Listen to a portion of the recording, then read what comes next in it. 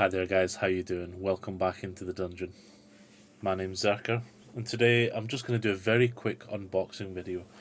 The reason behind doing this is I actually was interested in these products for quite a little bit of time now, and one of the things I found really hard was to find an accurate unboxing video. Now, I'm not saying I can do any better by a long stretch of the imagination, but I think I can show you what you're really going to get in these boxes. So it was my birthday this week, and I decided with the little bit of money that I got, I would treat myself to some new shinies from a gaming table. The Battlefield in the Box range by Gale Force 9 has kind of always intrigued me.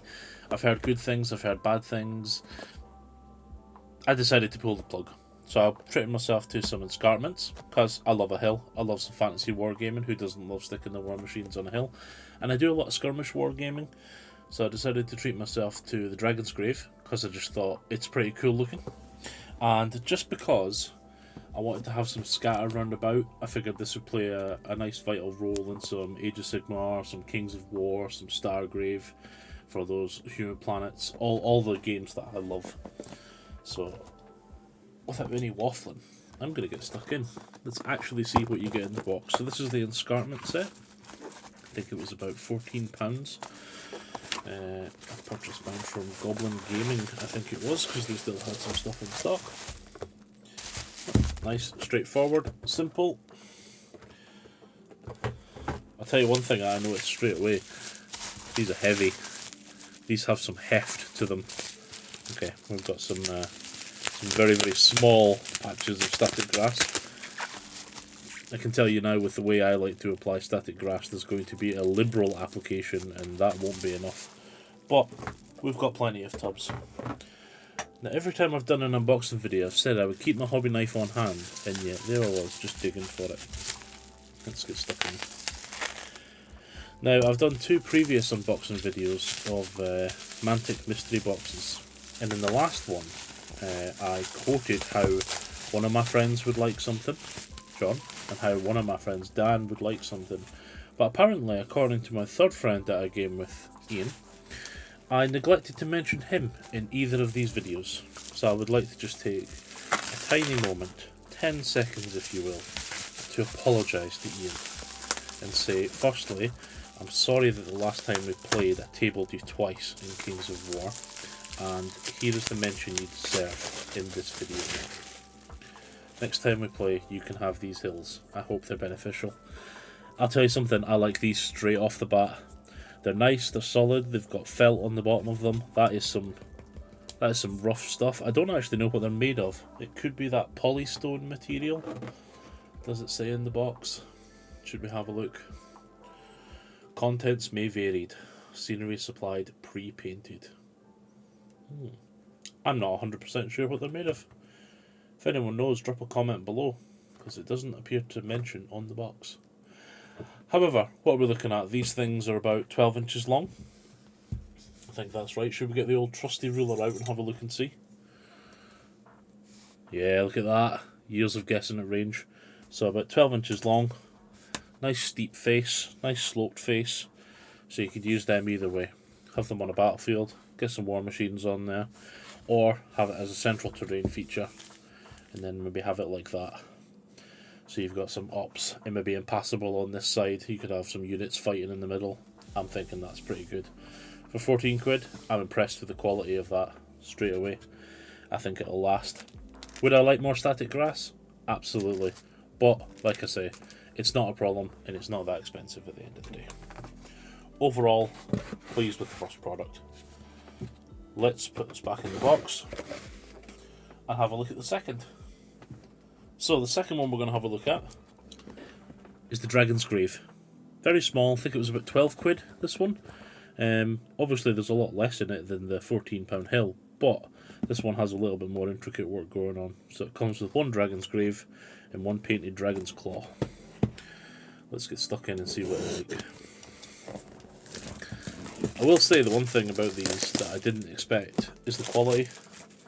I kind of thought, given their price, they might be a little bit cheaper, but the box is good quality, the art's good quality, they're absolutely solid. Designed in New Zealand and made in Malaysia. Right. Let's get stuck in. 1, 2. Good lord, they like the bubble wrap. Again, I think from looking at them, these are going to look... Ooh, just scored the bottom there. Lovely. Klutz that I am. Okay, I really like that. That's pretty smart. I know it's simple. Let me just get a little bit of a zoom in for you guys here. I know I'm quite far away because I wanted to get the whole box in, but let's look at that. Look at the quality on that. Now, could I paint it myself? Could I touch it up? Could I do anything else? I don't think I'll bother. I think, in all honesty, I'll stick a couple of grass tufts to this and stick it on the table and leave it be. Looks brilliant. Absolutely brilliant. I've recently got into the Skyrim tabletop game, Call to Arms, with one of my friends, and I have to say, it's a really enjoyable skirmish system. Stuff like this will fit in perfectly on the table. If you don't know what Skyrim is, you need to look it up, and then you'll know why it's perfect on the table. This resin they've used for the water effect is lovely. Really, really nice. It's crystal clear, nice and reflective. It actually looks like, you know, a puddle of water has formed perfectly. That dragon skull's brilliant. Absolutely brilliant. A couple of good little pieces of scatter terrain there. I'm well impressed with those. Well impressed. Again, it's made me think, seeing these and seeing the hills has made me think, do I need a lot of static grass on them? Because with these, I wouldn't grass them. I know they've got grass on the box. Like, they've obviously, when they've done them here, they've grassed the whole edge so it blends in with the table, but I don't know if I would even do that. I like the kind of barren look that it's got going on. I've got two primary tables in my workshop for gaming. I've got a desert-themed board, or a sort of Badlandsy themed board, and a forest-themed board. I think I would just leave these as they is. Couple of grass tufts. Couple of grass tufts. You can tell it's like 26 degrees here, can't you? Yeah, I'm sold with those. Alright, third and final product. Let's get a look into the Sacrificial Rocks box. So this was the most expensive of the three. I think this was 17 to 18 pounds. Can't quite remember. Nothing breached 20 quid anyway. I know that. And I like the fact that you could get small 3x3s tables worth of skirmish terrain here for numerous games for under 50 quid. That pleases me greatly. They also do a set of woods as well. Now, I couldn't actually find any of the woods in stock, but fellow YouTuber and friend Rathan Ruin tells me that their autumn woods are excellent, and they come with a selection of larger trees and smaller trees. Okay, so looking like what we've got in the box, we've got 6 rocks, 1 big one and 5 small ones with a selection of skulls in there. Oh, and it actually recommends on the box to combine this set with the dragon set. There you go. Didn't notice that when I did it, when I made the purchase. I'm just clearly that good. Right, bubble wrap galore. Let's get stuck in all over again. Oh, no, don't rip. Don't rip. The mic's quite close. None of you guys want to hear that, right? Doesn't matter, you're getting to hear it anyway. Because as you know, we only do professional unboxing videos here. Oh god. I apologise in advance for the audio. Right, here we go. Okay, that is lush again. Now I'm going to play devil's advocate here for a second, okay, for those of you that have any doubts, because these were the doubts I had before picking up this box. Is it worth £17? Because to be brutally honest, I could go down the river and I could grab a couple of big rocks and I could get a little bit of MDF, and the MDF is really not expensive. For example, I think I have some behind me that came from Whaling Games, and they're these terrain bases. You know, just simple MDF bases that you pop out like so to make your own scatter terrain. So I'm not saying these are a perfect solution. What I am saying is they're a quick solution. Okay, if you can't be bothered, if you don't want to go to the effort of going down the river, getting some rocks, going into your back garden, sticking them down, putting some sand on, spraying it all black, dry brushing it blues and greys, and throwing black washes over, and then painting the bone. This is achievable by you as a hobbyist. I don't care what your hobby level is. You can do this. Okay. But the sheer convenience of being able to buy it in a box and stick it out for less than 20 quid, yeah, I like it. I like it. Especially as I get older. Anyway, I tend to find that my hobby time is being taken up more and more by my in real life chores, friends, family, work, everything that slows you down from getting your models on the table. So I can't really see why this range exists. I was pretty dubious. I started looking at this range when I saw an advert on their Facebook page for some blood ponds, and a friend told me they're not worth it. They're not worth it, they're really cheap, they're really crap looking. I have to say, I'm feeling a little bit different about things now that I have the products in my hand. Let me get a little bit of zoomed out here for you guys and a refocus. There we go. See, that's pretty cool. I can get on board with that. Again, could you do this yourself? Absolutely.